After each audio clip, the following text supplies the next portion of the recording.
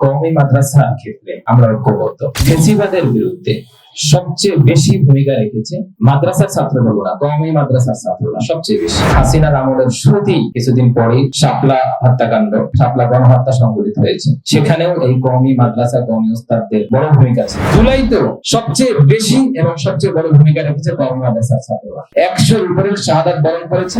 বাংলাদেশের সবচেয়ে বড় জঙ্গি হলো আওয়ামী লীগ। যদি কোনো জঙ্গি ধরতে হয় তাহলে আওয়ামী লীগ ধরতে হবে, ছাত্রলীগ ধরতে হবে, যুবলীগ ধরতে হবে।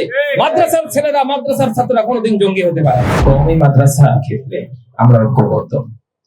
আমরা ন্যাশনাল উলামা অ্যালায়েন্স, যদিও এটা এনসিপির একটি পার্ট বা এনসিপির একটি সহযোগী সংগঠন, কিন্তু কওমি মাদ্রাসার স্বীকৃতি, কওমি মাদ্রাসার স্বাধীনতা, কওমি মাদ্রাসার অস্তিত্ব রক্ষার ক্ষেত্রে আমরা কোন দল এবং কোন ধরনের ইউনিটিকে আমরা দেখতে চাই না, আমরা ঐক্যবদ্ধ থাকতে চাই।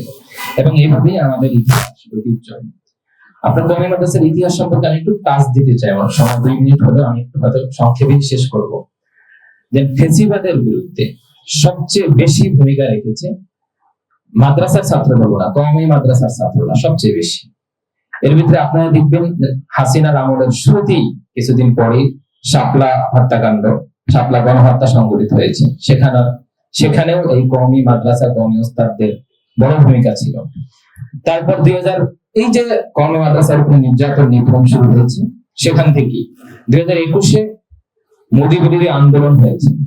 সে আন্দোলনকে অনেকে মৌলবাদীদের উত্থান, মৌলবাদীদের আন্দোলন বলে কেউ উত্থাপিত করতে চেয়েছে।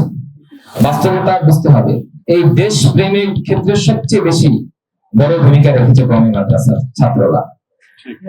এটার অন্যতম মৌলবাদীদের উত্থান বা মৌলবাদীদের আন্দোলন দেখলেও আমরা যারা আন্দোলন করেছি, 21-এ আমি গ্রেফতার হয়েছি, আমরা যারা আন্দোলন করেছি, আমরা মূলত আন্দোলন করেছি আধিপত্যবাদ বিরোধী আন্দোলন। এবং আমাদের সেখানে অনেকে মনে করেছেন হিন্দুদের প্রতি বা যারা বিধর্মী আছে তাদের প্রতি আমাদের হয়তো কোনো ক্ষোভ বা আক্রোশ আছে, কোনো ধারণা। বাংলাদেশে এই জুলাই অভ্যুত্থানের পরে সবচেয়ে বেশি মন্দির পাহারা দিয়েছে এই কওমি মাদ্রাসার ছাত্ররা। প্রতিটা কওমি মাদ্রাসার ছাত্ররা প্রতিটা মন্দিরের পাশে পাশে গিয়ে হিন্দুদেরকে সকল প্রকারের নিরাপত্তা দিয়েছে। তো কওমি মাদ্রাসা এই নজরানা, এই যে তারা দেশপ্রেমের যে একটা বহিঃপ্রকাশ, তারা পূর্ব থেকেই ঘটিয়ে আসছে। তো সেই জায়গা থেকে 2021 সংগঠিত হয়েছে। জুলাইতেও সবচেয়ে বেশি এবং সবচেয়ে বড় ভূমিকা রেখেছে কওমি মাদ্রাসার ছাত্ররা। 100-র উপরে শাহাদাত বরণ করেছে। এবং আপনি যদি দেখেন ঢাকার শুধু যাত্রাবাড়িটাই বেশি প্রকাশ হচ্ছে, ঢাকার উত্তরা, মোহাম্মদপুর এবং আপনার সেই এখানে সায়েন্স ল্যাব, প্রতিটা জায়গায় কওমি মাদ্রাসার ছাত্ররা ভূমিকা রেখেছে।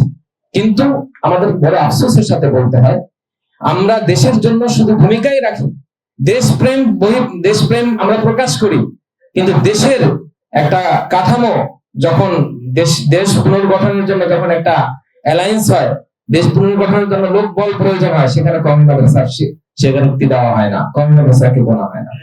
প্রতিমন্ত্রী উপস্থিত আছেন, ওনারা এটা বিবেচনা করবেন। আমরা এই দেশ চালাতে কওমি মাদ্রাসার ছেলেরা এই দেশের দায়িত্বে আসলে, এই দেশের কোনো গুরুত্বপূর্ণ জায়গায় আসলে সেখানে কোনো দুর্নীতি হবে না, কোনো ধরনের বৈষম্য হবে না। তারা এই দেশের পক্ষে, দেশের স্বাধীনতার পক্ষে সবচেয়ে বেশি কাজ করবে।